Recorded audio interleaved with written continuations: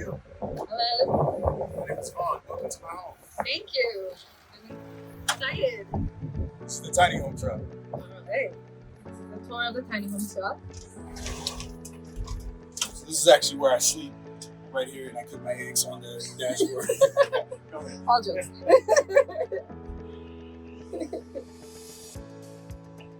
So yes, we do a shoes off policy here. I'll give you the first bit of joy, which is the bathroom and the skylight, because everyone knows taking a shower and the skylight is magical. 100%. We have a dry flush toilet, but in this tiny home we do not have toilet paper. So, so this is the bathroom.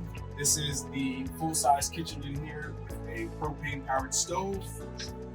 Turn it on. We have fire, sink, and in here is the refrigerator. Oh, awesome. It's a big refrigerator, 2 compartments, and we have all of our utensils, pans, and silverware, all the stuff that you can find in a common home.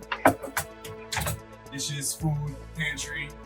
This is my kitchen window, but when I sleep at night, I close this and you cannot see in.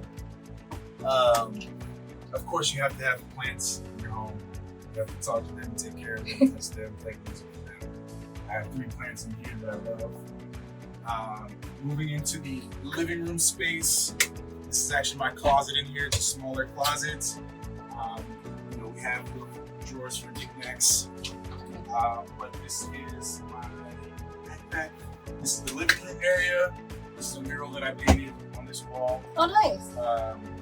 We have storage on both sides.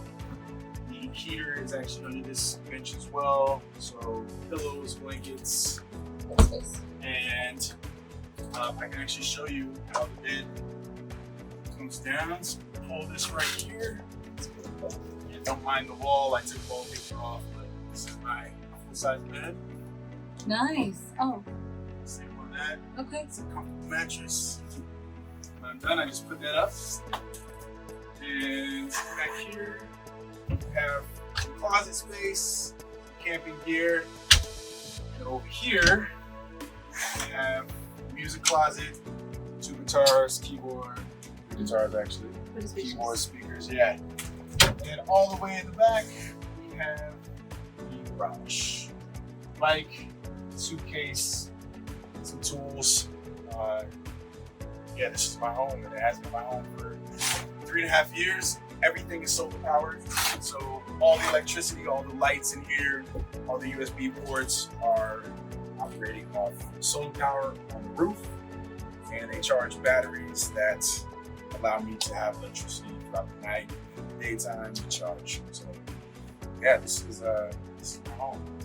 Thank you for having us in your Absolutely, home. welcome. Appreciate it. Thank you.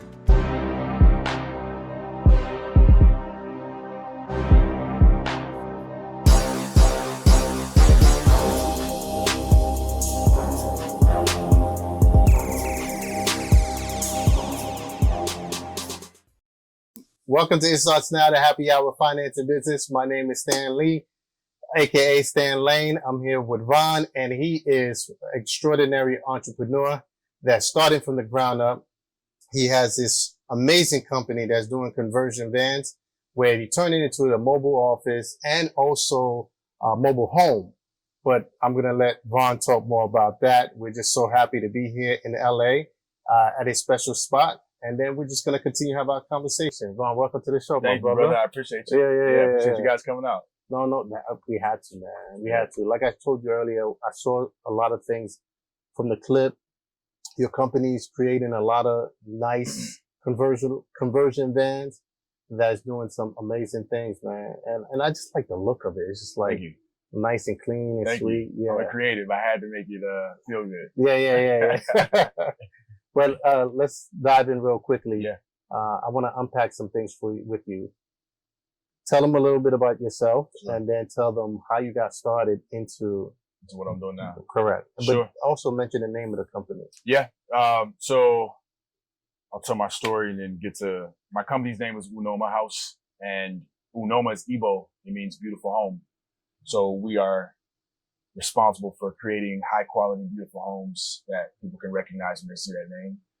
How I got started, I've always been an entrepreneur, but I grew up in Maryland from the East Coast and moved out here in 2015. I was working for myself at the time. I've been a software developer for 14 years and loved it, did my own thing, was able to travel. And 2018, I was living in downtown LA and I drove the country the previous year for 2 months in my Nissan Altima. And it was one of the most amazing experiences I've ever had. 11,000 miles, 39 states, talked to random people. I blogged every day. Like you could follow me online. And I came back and I just was like, I don't want to pay rent anymore. There's no return on investment. Right. What am I doing? So I go back, I end my lease in downtown, go back to Maryland, and I'm like, I'm going to get a delivery truck because it's a tiny home, but it's also my vehicle. Right. So I got this delivery truck in Indiana, paid $9,500 for it, drove it back to Maryland, started converting it. And about 3 months in, I left Maryland, came back to LA, continued converting it. I would pull up at Home Depot parking lots and continue working on it and building and working on my clients in the meantime. So when I got done, we were in the pandemic. Right. 2019, 20, we were in the pandemic. And this was like the perfect vehicle. Everybody's like, Vaughn, I'm coming to you if things go sideways in the world.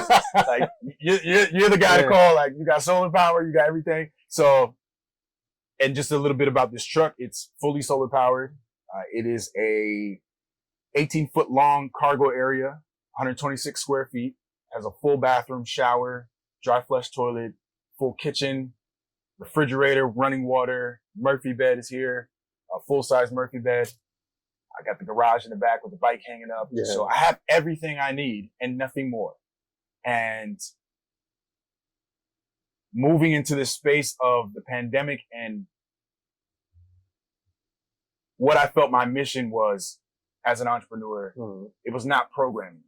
Even though I'm a technologist, I love engineering.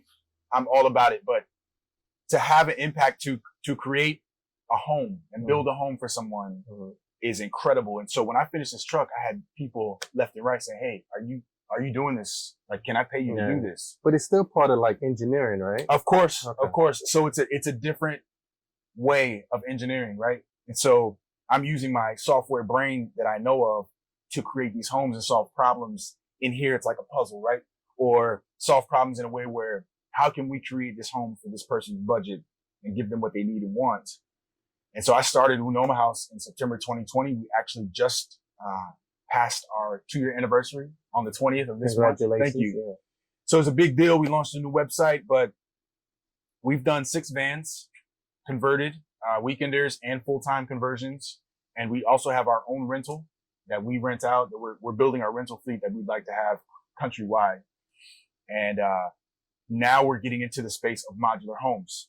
So smart modular homes that create their own electricity, that create their own local microgrids that are energy efficient and ADU style. So they don't take up a large footprint on the land. We want to be regenerative and sustainable. And we're solar powered, but we also create ways in which you can grow fruits and vegetables on the same land that the house is actually providing and sustaining as well. Yeah. So just kind of like full circular thinking here, creating that network of vendors and manufacturers, and we are architecting and designing those starting summer 2023.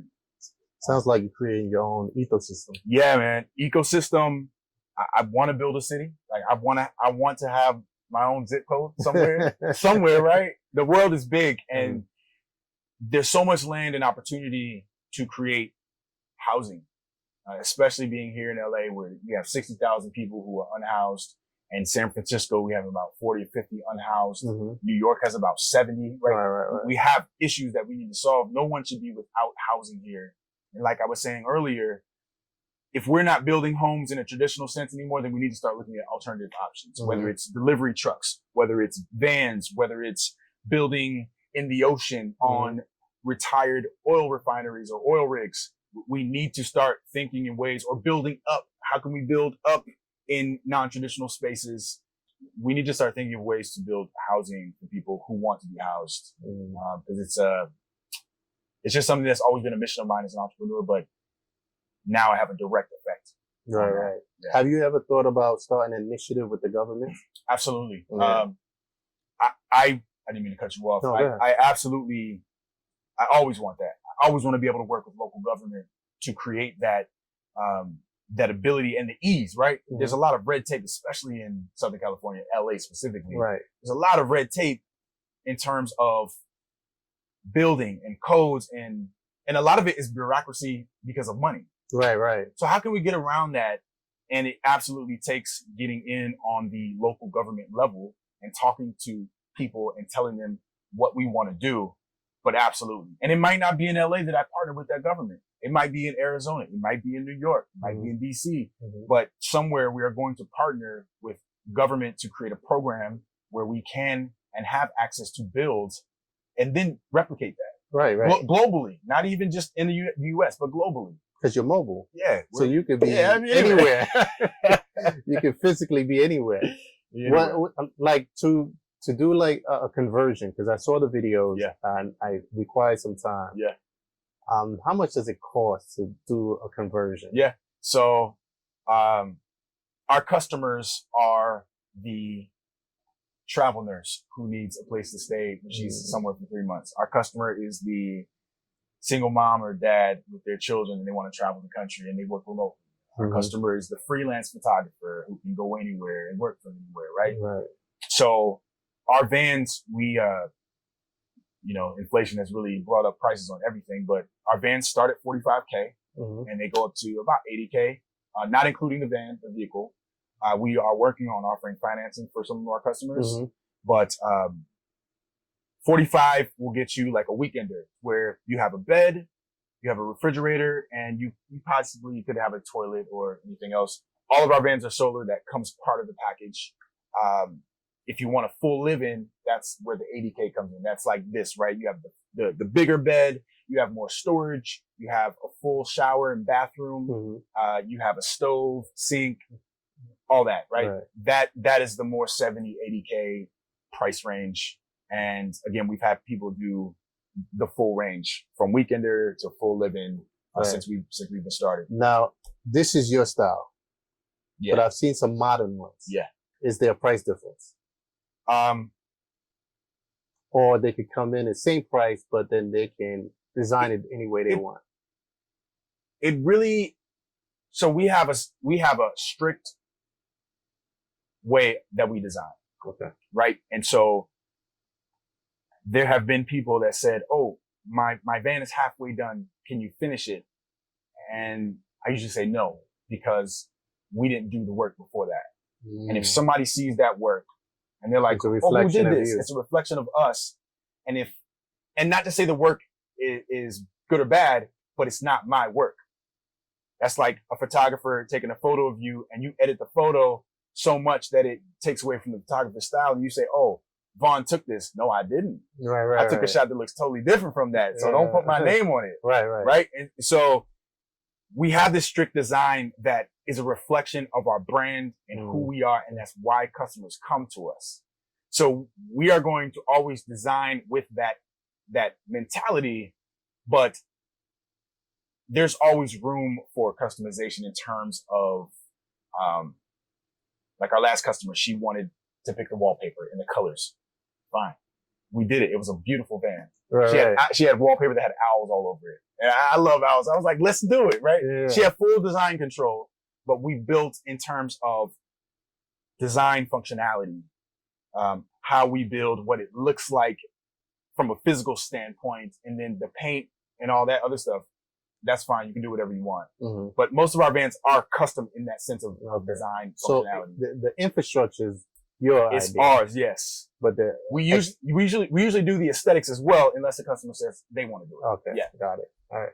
And what's the benefit of having something like that? Like basically sell me on a reason why I should have something like that. Sure. So if you had a conversion van of your own, number one, let's say you wanted to live in one, right? Mm-hmm. Let's take the extreme route first.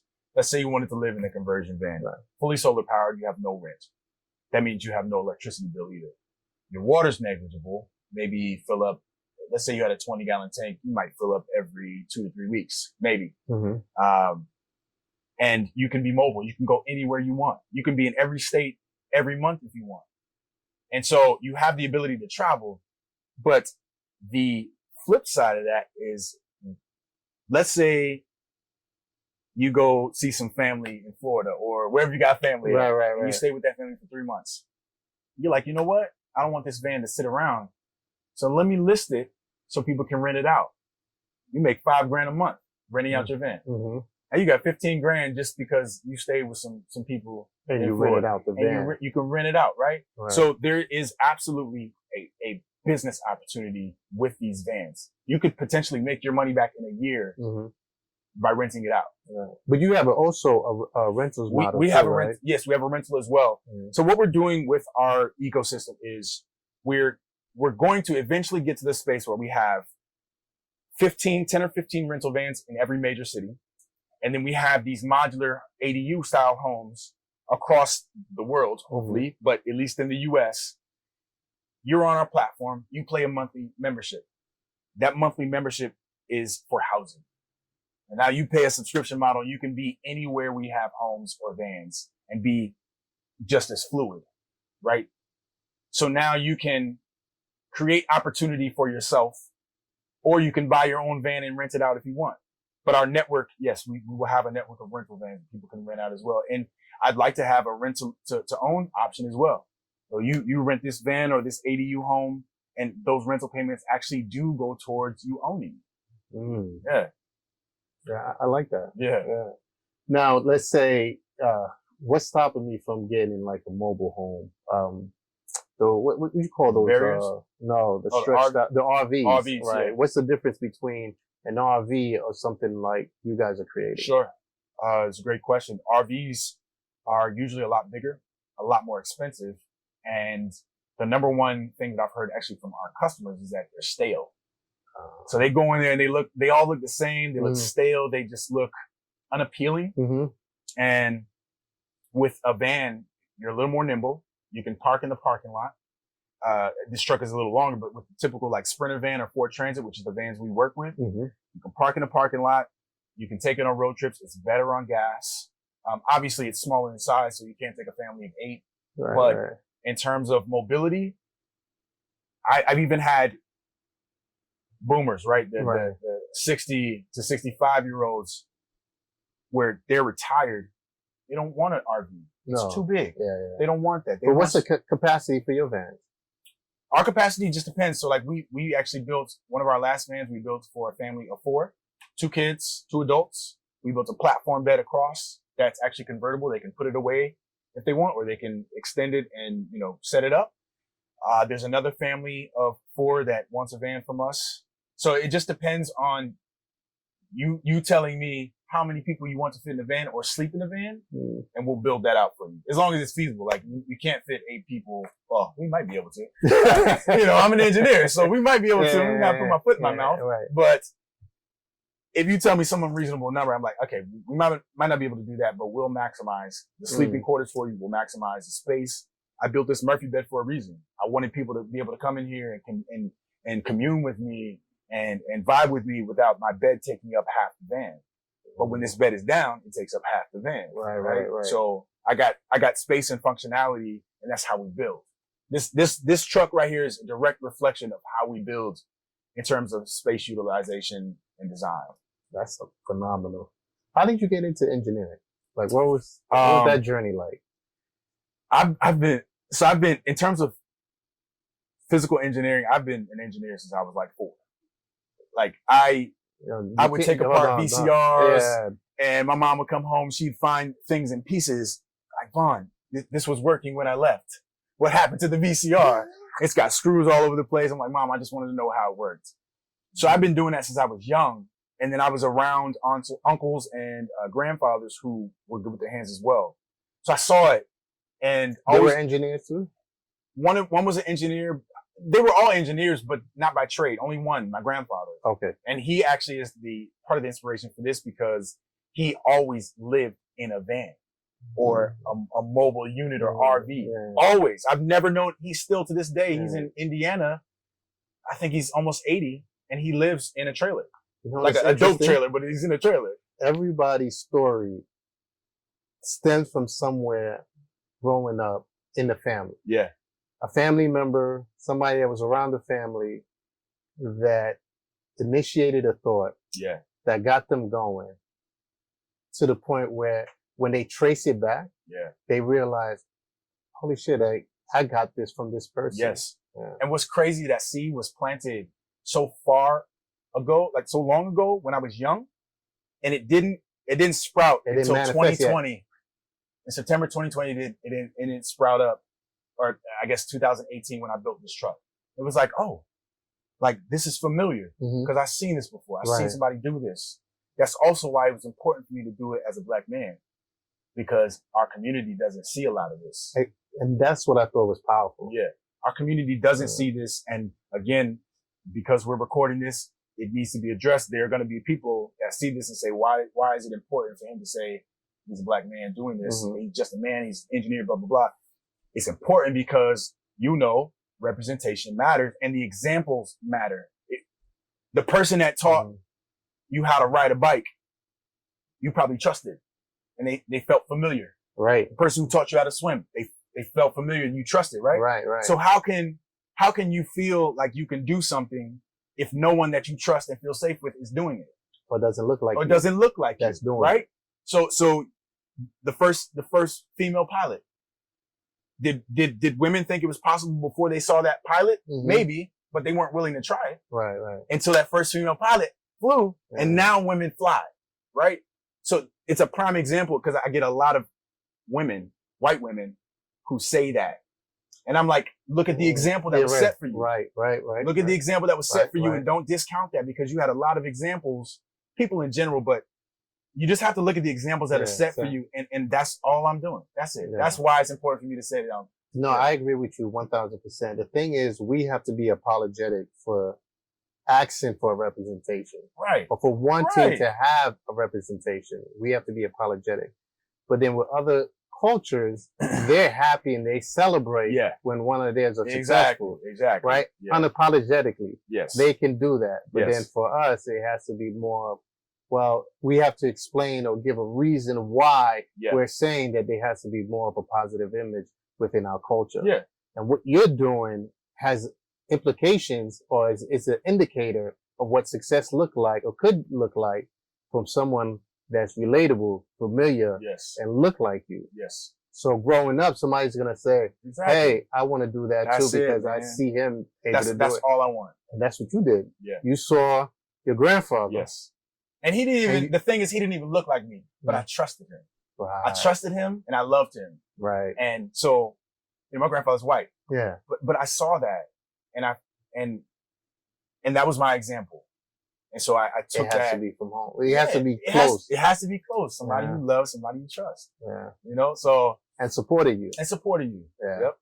Yep. So it's not, it's not about a race thing. It's none of that. It's a matter of representation and being an example, a positive example for anyone looking to think a different way about home. That's it. Yeah. It could be anybody. It could be anybody. Anybody could do this. Because this concept is relatable to so many people but I gotta say this though. It's more relatable, even though you told me that there was a family that bought a conversion. That you converted their van over. But is it more catered towards single life? What's the percentage of your clients that come in that are family driven? Or just people that just want to venture off and be backpackers with a vehicle? So about 18% of my customers have been single. The rest have been families or people who have like a partner. And again, none of my customers live in their van full time. but they take it for camping or they rent it out or both, a mixture of that. Mm-hmm. But, 18%, I believe that's one sixth of my customers. So one of my customers, one was single, and I think he has a girlfriend now. So he's not single anymore. But he still goes. But it's still that lifestyle. Yeah, it's still there. This is a stepping stone, right? Mm-hmm. Which is why we also want to start building these homes. Because this is a stepping stone if you are single, or if you do have the freedom to work remotely, right? Or you are that travel nurse that needs a place to stay in a city that they're unfamiliar with and they don't want to pay last minute for some lease just to break it. Mm-hmm. That's a thing. So we're trying to create the stepping stone, the 24 to 44 year olds who can get into this lifestyle. They can finance a vehicle. And again, we're working on with a finance company right now to offer financing for the young professional that can pay and live this life of, like, it really is true freedom. Mm-hmm. You can drive anywhere you want. Mm-hmm. You can have, the ability to, you have more capital and time to invest when you live this lifestyle. Right. And that's powerful. That's what I didn't realize would happen when I built this. I didn't realize, I don't have to work as much if I don't want to because I have no rent, which means I can invest more time and more money into people who I want to. You're a young entrepreneur? Cool. Let me give you $500 and invest in your business. Right? I don't need that for rent because I don't have rent. Right. The things like that just like switched when I did this. It was like, this is amazing. Mm-hmm. And so I think it's a powerful concept. If you can stand the space, you free up a lot of things you didn't realize you needed. Money and time. Money and time. Yeah. And time is my currency, not money. No. Time is my currency. Yeah. When I started working for myself, I realized how valuable time was. I'm glad you point that out because as an entrepreneur, you start to figure out that the time is the most valuable commodity if it's used correctly. Correct. Yeah. You have to be efficient with it. You got to be efficient with it. So, and I use this phrase because I was having a discussion with family and friends, and I said, listen, my time is not equivalent to somebody that's working a 9 to 5. Yes. Right. So my time, I can't hang out as much because my time is dependent on how much effort I put in. Right. That effort turns into currency. Yeah. Correct. Right. So as much as I inject in, this is what I'm going to get out. Right. So, but a person that has a 9 to 5 can go back to work the next day, get still have stability, still have a paycheck where my time is dependent on what I do, right? To get that currency. Yes. So. And it doesn't fluctuate. It doesn't fluctuate. No. And I think the paradigm shift for me was just like you is that, wow, time is valuable. Yeah. Right. I can't waste it. Yeah. And then where can I allocate my time efficiently? Yep. So that way I have my time. And then also you realize in your case, you can be more impactful because you're saving on cost. That's it right there. Yeah. That's it. The ability to have impact that you would never have if you had, and there's no jab at the 9 to 5ers. No. The ability to have impact when you don't work a 9 to 5 for someone, or you don't control your time working for a 9 to 5, it's massive when you control your time. Massive. Being able to fly across the country and come interview me and let me share my story on your platform, right? Like, that's powerful. Yes. Like, you're creating direct impact because you control your time. You control that variable. That is so true. And it's the same way because you have control of your time. Yeah. You're able to be here. Sure. Exactly. Yeah. But the harmony in that is something so beautiful that I'm not willing to give that up ever again. Right. I agree 100%. Now, final question for me. If there's a young person like you that was looking to get started, right? Because this show is based on getting people started into their journey in their career. What is it that what advice or suggestion you would make to get people started? Absolutely. So I feel like that's the best question I always get asked.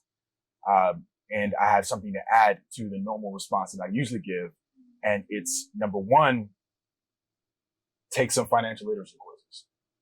Number one, get all the knowledge you can from the people around you about money management. Once you get that down, start looking at ways to stack money, save money, make money. Even if you have a 9 to 5, like every entrepreneur can attest, when they worked that 9 to 5, they also had the side hustle. They also had the hustle on the side, and or save for that hustle. Save for that hustle. Mm-hmm. And I'm not a fan of team no sleep at all. Like, you need sleep to function, but there are some times in the early stages of entrepreneurship where you can't go to sleep when you want to. Mm-hmm. But use your time wisely and start saving up the money and create good credit history, all that, because as much as I hate it, we need it. But when you have those things in place, you can do what you want. You can finance the vehicle. And if someone watching this is thinking about doing this or having this lifestyle, rent a van. I'd like you to rent ours, but if not, rent somebody else's. But rent the van and see what it's like. See how you feel inside. Do it for a week. And if you can manage that, then think about, okay, maybe I can finance a vehicle and hire a company like Unoma House or somebody else near you and get them to build out a van for you. And our prices are our prices. Somebody else may be able to do something a little cheaper. Whatever's in your budget, in this industry, you get what you pay for. So if you want something quality that will last 4 years, then you might end up paying for that. But figure out what that looks like. Figure out a budget that works for you. Do some research and take the leap. If nothing else, you have a vehicle that you can sell. If you didn't like it, you have a vehicle that you can sell twice what you paid for it. You know, especially if you have the conversion. If you don't have the conversion, then you sell the vehicle back, or you rent it out. I think if you have a vehicle in this economy now, you can use it as a money making. Yeah. You got Uber. You got figured literally things, like you can make money from that vehicle, renting it out as a cargo van or an errand van, whatever you want. But it's not a loss. And I would say for the younger generation, do it now. Do it now as you're younger. 20 to 24 to 27, which is also the time I'm like, make all the mistakes too. Make all the mistakes, do all the things. So you learn by the time you're in your 30s, you're good. You got everything set up for you and you know kind of like the direction that you want to go. But make all the mistakes now, take the adventures now and travel as much as possible. Yeah. I just want to piggyback on and add one thing. It's never too late too, because I've seen people that 2020 has really opened my eyes of how many people had aspirations to do some wonderful things that held them back until 2020. I don't know what clicked for a lot of people where they decided being stuck in that house. That's what it was. Being stuck in the house, had a moment of opportunity to think, reflect. Priorities were shifted in the pandemic. And then something that paradigm just shift where people said, listen, I'm willing to take the chance. I'm willing to retire and enjoy life. I'm willing to go to the next level of whatever it is in their career and their path, right? You're like, the world might end. I might as well do it. I don't know what's happening tomorrow, but I'm going to do this. Yeah. And I think that was a wake up call. Yeah. So I just wanted to piggyback because everything you said, I agree with 1000%. Yeah. I just want to piggyback. It's never too late because, opportunities and is out there for everyone. Especially right now. I think it's easier now with all these automations, with all these, information and all these applications that's just coming out like left and right. I think it's a lot easier to put something in place for you to be able to manage yourself, manage your finances and just take the opportunity, take a chance. I mean, it still has to be calculated risk, but go out there because it's never too late. And like Vaughn is doing to me, is phenomenal because if you see this space, you know, when from the outside, you're like, but then once you come inside, you're like, wait, Like this is this thing is incredible. And then just the functionalities in here. We're going to show it in the clip, in the video, but this thing is fully functional in all aspects, from water, from electricity, it's just like a moving house, literally. Yeah. And I'm so impressed. Bro. Thank you, brother. I appreciate you. My guy. I appreciate you. Thank you so much for being on. Absolutely. All Thank you right. for having me. Yeah, absolutely. Yep. 2 questions. Yeah. What's behind the name of your company? Yeah. So explain. Yeah. Okay. And then also, what's the best area you've stayed in? I don't know if you've moved around. And then also give why you don't have a permanent residence. Is this your residence? Yes. Okay, so kind of explain how the challenge is just for someone coming into this, Okay. right? Okay. Having like the basic being in a Put the house, camera on. Yep. and then leaving that behind, right? Because for me, something like this, it's a shock, Yeah. right? Because you're used to the norm, right? Yep. Like a square footage, whatever it is, you walk in, you have the living room, the conventional living room, bedroom, whatever. Yep. So walking into this, like you saw my reaction, I was like, okay, this is very unique. Yeah. And it's something that I have to know, like you said, like test it out. Yep. Yep. But for someone like you, give your first impression. Like, what was it like? What's the challenges? Because Yeah. not everything is like you walk in, you're like, I love it. That's not 100%. realistic. Yep. You know what I mean? Right. So what were your Some of the challenges. Yeah. Yeah, that would be great. So, in terms of like my company name, Unoma House, right? That the house is Haus, the German way of spelling Haus, but it's an ode to my African roots and my European German roots in my family, and so Unoma is Igbo. It means beautiful home. So we are essentially the house responsible for creating beautiful homes, right? Right. The shop creating beautiful homes, and you can expect to find beauty and high quality builds in anything we do. So in terms of the challenges that I faced initially when I built this truck, I think number one was parking. So when you get back to New York, you get in your car, you're not going to think about where you're going. You're going home. Right. It doesn't matter where home is. You're going home. You know where it's at. Right. With this, I'm parked right here now. I could go to Chick-fil-A, get some food. And coming back, I'm like, okay, I can't stay here tonight. Where's home going to be? Mm. And so building up that list of pins in my Google Maps that lets me know I can park here on Saturdays all day, or I can park here all week and not have to worry about anything. I can park here, but there's high foot traffic. So I don't know if I want to do that unless it's like early in the morning. And I have these pins and I have these notes in my Google Maps that slowly but surely I generated these parking spaces and parking spots. And some of them have signage. Some of them have meters. I don't abide by those rules sometimes. Yeah. But, if I get a parking ticket because I didn't pay a meter, that's fine. The most I've gotten was a knock from police, basically just kind of wondering what I was doing and telling me like, hey, you really can't park here, but if you move your truck every few days, you should be fine without tickets. And that was about it.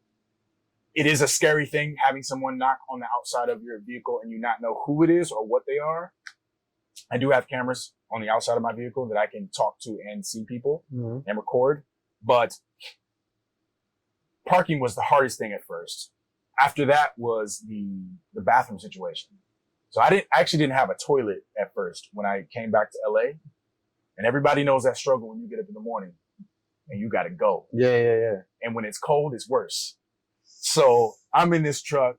It's 40 degrees in LA. I don't have a bathroom yet. So I'm going to keep it 100. Yeah. I had jugs. I had water jugs that I had to go to the bathroom in. Gotta do what you gotta do. Or if I parked near a Starbucks, I get up real quick in the morning, put on my clothes and hit that Starbucks real quick and then come back to the truck, or a grocery store, whatever. That was a struggle until I got my toilet. Thankfully we can build where somebody doesn't have to deal with that. Yeah. But initially when I did it myself, I dealt with that. And then, secondly is, I think it's the ability to really have your friends over. I'm an artist too, and I'm a photographer. I love to read. So you see my little bookshelf, but I have a storage unit with 3 or 4 boxes full of books that I can't have in here because of weight and because of space. I also have a bunch of art that I can't have on the walls because I don't have that real estate on the walls. So I have to like pick and choose what I want, and I rotate my art when I can. But that and having people in here is something that I do miss because I can't have more than like 8 people in here comfortably, 6 people in here comfortably. But they also need to be able to get to me. So if I can't park near my friends, I can't park in Hollywood, right? Like some of my friends are in Hollywood. I can't park in Hollywood. Right. So they have to be able to come see me. And sometimes that's not feasible. Thankfully, I'm okay being alone though. I do miss my friends, but I'm also okay with just my own company. But it's a lot easier for me to go see my friends instead of them coming to see me. And, you know, that's the sacrifice I made. Mm-hmm. But I think those are some of the challenges with this lifestyle that you find. Another one that will probably come up that I'm sure someone is going to ask in the comments or otherwise is about dating. No. And dating actually was not a challenge. I was going to say that, but I didn't want to. Dating was actually not a challenge because if nothing else, this truck is a conversation piece. So if I'm in a bar or something, I'm dating right now, but if I were in a bar talking to somebody and it's like, yo, so where do you live? And I'm like, everywhere. So they know, really, where do you live? I'm like, well, I built a delivery truck and inside of it is a tiny home. And they're like, what? Wait a minute, what? Mm-hmm. I start showing them pictures. Next thing I know, they're like, I want to see it. Like, I want to tour right now. Right. I can't count how many days I've gone on and we've come back to the truck to so I can give a tour. And it's 2 types of women. This is dope, but I couldn't date you. Like, I couldn't be in here full time. And I think some of them think that we have to stay in here all the time. And then you get the women like, yo, this is dope. I'm trying to date you. Like, this is fly. I don't know anybody doing this. Right. So, and I think either way it's a win because with both cases, the woman is walking away with her mind expanded in terms of possibility for home. Yeah, you brought it in the mind. Either way. Yeah. Because they've never seen this before in their life. Mm-hmm. And, or if they dated me, they've never dated a guy who lived in a delivery truck. Mm-hmm. They'll never forget me. Clearly. They'll never forget me. That's a fact. But dating it's been fun. Yeah. It's been fun. I get people all the time that ask me, have you ever parked next to, first of all, I want to touch back on the, where you pin everything because I realized that you create a whole data system that you can actually sell with the package. Yep. Okay. So we're doing that. All right. So I thought about that. Yeah. All right. But now, have you ever parked next to a bar and then you just, drink and then just walk right in? Yeah, absolutely. There's there's a place up in, in the Valley area where I used to park all the time. And right next to one of my favorite bars is some meters. Yeah. And I would park there all the time and just I would go get drinks. Come right inside. Come back home. Yep. Fire right come there. back home. I've gone on dates at that bar and then come back home. Lit. I'm telling you, it's fine. You don't gotta worry about getting drunk. You don't gotta worry about drunk. No. Yo, that's fire. It's, it really is this is when I traveled the country for 2 months, that was easily the most exciting thing I'd done. Mm-hmm. And then I did this. Mm-hmm. And this hands down has been the most exciting thing I've ever done in my life. Mm-hmm. Just because of the experience that it affords and the just the reaction in terms of how it affects people. I've always lived for impact in terms of how can I impact people's lives. Mm. And this just does it, man. It's tops it. Yeah. I don't know what else I could do. I mean, besides building my company to have an impact like I have had with this truck. Mm-hmm. Literally global people, people globally know about this van, this tiny home truck, mm-hmm. which is what it's known for. And I've had messages from people all over the world just like, yo, I love what you're doing. It's crazy. And that's crazy to me. Yeah, that's crazy. That's wild. So what happens? I know that it has to be a point where you're going to expand. Yes. I won't be in here forever. No, I know. It's literally possible. At your growth, the way you're scaling. Yeah. It wouldn't make sense. Yeah. Right? So, yeah. Now let's say what happens to this piece? Like what happens to this vehicle? Are you going to put it up like I wouldn't sell it. Yeah. I mean, what would you do with it? I know what I'll do with it. I'll have it like you can't have it obviously in a museum or anything like that, but you should have it someplace where it could be showcased or seen. But what would you do with it? I've thought about this many times. I've actually thought about selling it, but the urge is too strong to have it live on. And so I actually do think it could be in a museum or be on the property of a museum, because I've done Tiny Fest. They're called Tiny Fest before. I've been an exhibitor where I pulled my truck up and I had 150 people come through my truck, and I gave them the 15-minute tour one by one. And it was incredible, but I was like, the whole time I'm thinking like, what does this look like in my community? What does this look like at a school in Inglewood where they come in a truck and they have all the questions? Right. How did you do this? Yeah. What made you think about this? Yeah. Because I was like that. That's the stimulation that young kids need. Yes. Because if they see something like that, that stimulates the mind to say, oh, this is how you did it. And you know, kids, when they're young, they're so curious. Yes. And they're trying to figure out how things work. And if you can have that impact at a young age, they're going to grow up to say, oh, I remember this. Yeah. And think about what is possible. Because if you set that bar for possibility young, then it's like when they're older and they have the resources, they're beyond like their peers, right? You just expanded their imagination. Yep. So now they're like all over the place. Oh, he could do this. Imagine. And then, you know, they start being creative and designing certain things. Absolutely. No, I think that's huge. I spoke to a group of students from 8th grade to 12th grade this past week. Yeah, the young, boys and girls. Mm-hmm. And after I was done talking to them about my life as an entrepreneur, what I do as a professional, I asked them, I was like, would you guys like to see one of our vans in person? Like, would that be exciting to you? And all of them were like, absolutely. Like, when can you pull up? Yeah. Right? And that got me excited because I'd never had the opportunity to actually ask some students, because I had been wanting to do that. And they all were down.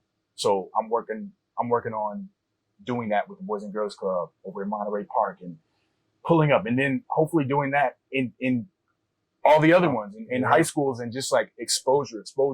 But when everything's said and done and I move out of this into a new space, I do want this to live on. I do want it to be an exhibit if possible. I think it can. Yeah. Or even a traveling exhibit. I don't know. Like, what does that look like? Because this is your early startup stage, right? Yes. This was the first model, the first prototype where I learned everything that I'm doing now. And it was also my home, but this was the first prototype that set it off. This was the incubation of Unoma House. Yeah.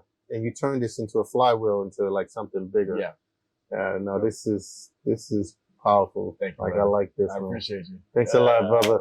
Hey, everyone, we're out here in Los Angeles, LA, in California with our guy Vaughn. We're so happy because he's doing conversions, turning vans into mobile homes, something that's phenomenal, impacting the culture, impacting the community, and we're just so happy to be here in this sunshine state of California to have an amazing time with our guy Vaughn. Vaughn, you ready? I'm ready. There we go. Vaughn, let him know. Tune in soon. Tune in soon.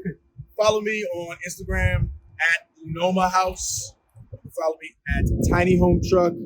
Follow my personal account at Mr. Dabney, MrDabney. Connect with me. I'm reachable. And if you have any questions at all, I'm here to answer. This was another great episode. If you'd like to keep up to date, you can find us on IG at It Starts Now. And if you got something out of this, you can always like, share, subscribe, and feel free to leave a comment. Your feedback is very valuable to us. I am Stan Lane, and don't forget, it starts now.